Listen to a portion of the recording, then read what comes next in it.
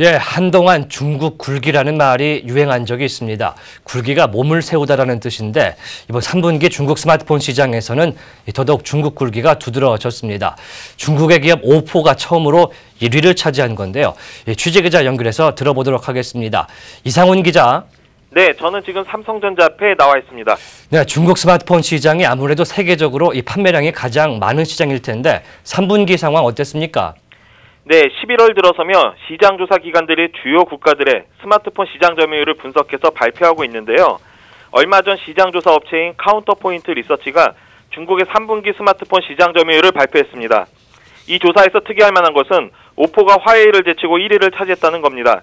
그간 중국 시장에서 화웨이가 줄곧 강자였고 국내에도 많이 알려졌었습니다.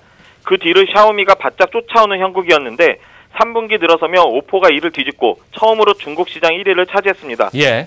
오포가 1위에 오른 것은 프리미엄 스마트폰 R11의 인기를 끌면서 판매량이 크게 늘었기 때문으로 보이는데요.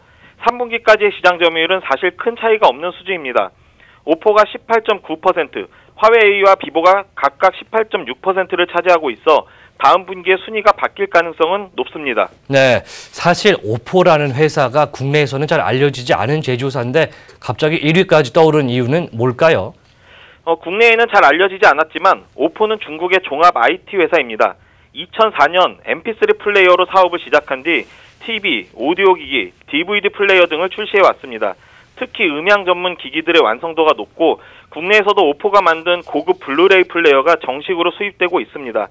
하지만 스마트폰만큼은 삼성전자와 LG전자, 애플의 위세에 눌려 국내에 정식으로 수입된 적은 없습니다. 예. 오포는 지난 2009년 슈퍼주니어를 광고 모델로 섭외한 적이 있고 2011년에는 레오나르도 디카프리오를 자사 스마트폰 파인드의 모델로 기용하기도 했습니다.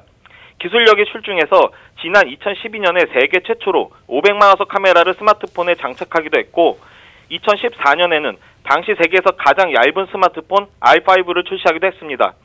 3분기 실적이 껑충 뛰어오른 것은 프리미엄 스마트폰 R11의 인기가 크게 끈 탓으로 풀이됩니다. 예, 중국 기업 중에 화웨이가 있잖아요. 화웨이는 좀 잘 알려진 글로벌 IT 기업인데 왜 이렇게 뒤처지게 됐을까요?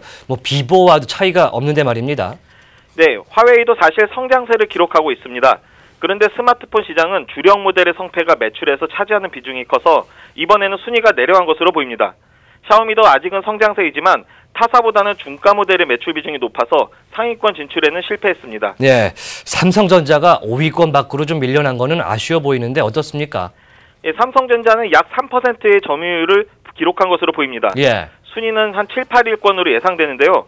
지난 2분기에도 중국 시장 점유율은 3%대로 조사됐습니다.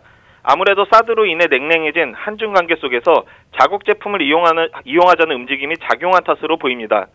결과적으로 중국 기업이 1위부터 4위까지 상위 점유율을 싹쓸이한 셈인데 애플은 5위를 기록해서 체면을 유지했습니다. 예, 그러면은 다음 분기 4분기는 어떻게 될 걸로 예상하십니까? 중국은 자국 메이커들이 굉장히 많고 가격이 저렴해 외산폰의 무덤이 되고 있습니다. 이 상황은 국내와 상당히 비슷한데요. 예. 그래서 양국 간 사드 문제가 해소되더라도 갤럭시 판매량이 크게 늘어날 것으로 낙관하기는 어려워 보입니다. 이에 대해 삼성전자는 갤럭시 노트 8을 지난 9월부터 중국에 본격 출시했고 인공지능 음성 비서 빅스비의 중국어 서비스를 연내 선보일 계획입니다. 삼성전자로서도 중국은 절대 포기할 수 없는 시장인 만큼 갤럭시 노트 8을 통해 분위기 반등을 노리고 있습니다. 다만 애플은 상황이 조금 다릅니다. 아이폰의 10주년 기념 모델 아이폰 X이 역대 최고가인데도 불구하고 주문이 폭주하고 있기 때문입니다. 업계에서는 애플이 올해 최대 실적을 경신할 것으로 예상하고 있는 만큼 중국에서도 판매량이 크게 증가할 것으로 예상됩니다. 지금까지 삼성전자에서 아시아경제TV 이상훈입니다.